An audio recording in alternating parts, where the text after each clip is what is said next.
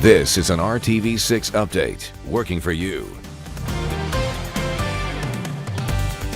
Hello, I'm Amanda Starantino, and these are your latest headlines from the RTV6 newsroom. Call 6 Investigates is looking into an issue worrying parents around central Indiana. The security of Zoom and other virtual meeting technology has been called into question, especially after a public Zoom meeting of the Indiana Election Commission was hacked by a porn broadcast. RTV6's Stephanie Wade is learning just how vulnerable these systems are and the actions companies and schools can take to protect their employees and students. It was a shock for about 200 people participating in an Indiana Election Commission Zoom meeting on Friday when someone managed to broadcast pornography onto people's screens. Since then, we're learning they're not the only group to have had a meeting interrupted. When I received that message from the school principal through the school messenger, I went ballistic. This is the email Ignacio Espinoza de los Monteros is referring to. The principal of Carmel Middle School alerting parents that inappropriate remarks were made by a participant during a Zoom educational lesson with students.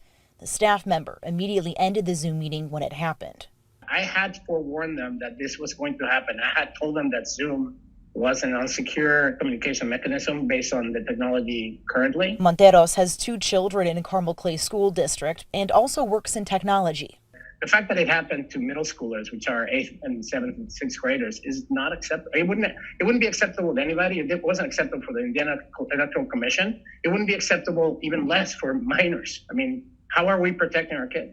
Just know that at some point in the path of your communication, it is broken. We recruited a cybersecurity expert to explain just how vulnerable these communication systems really are. If you don't necessarily trust the person on the other side, they could have someone in the physical room. They could also be videotaping with their phone.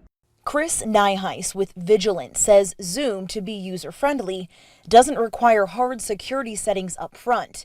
He recommends requiring participants have their video feature turned on so you can see what they're doing, and set strong passwords for people to enter the meeting. But in addition, a lot of these technologies allow for what's called a waiting room.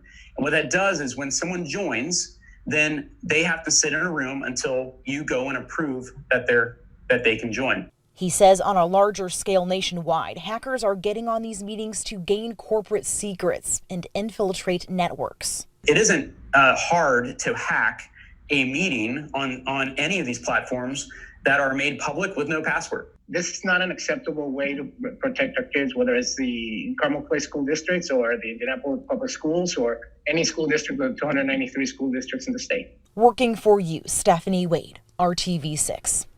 Carmel Clay Schools has enhanced their security features for all of their teachers using Zoom. Every meeting is password protected, and students must be admitted into each one by the host. The host of the meeting also has the ability to mute participants and control screen sharing capabilities.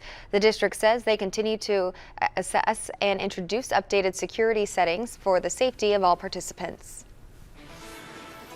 Temperatures tomorrow morning. Frosty start. They'll be in the mid-30s in most locations. I think the eastern half or third of the state a little more likely to have temperatures that approach the freezing mark. We make a nice recovery, a 30-degree jump from morning low to afternoon high, thanks to the wind that'll be out of the southwest and pick up in strength, gusting to 20 miles per hour. Afternoon temperature in Indy at least 66 degrees. Wet on Thursday. As you look at the 7-day forecast, Thursday and Saturday, the 2 wettest days in the forecast. May see a total of 2 inches of rain by the time we get to Saturday night, and noticeably a cooler weekend. Amanda? For more weather and stories you need to know, download the RTV6 mobile app. Thanks for joining us.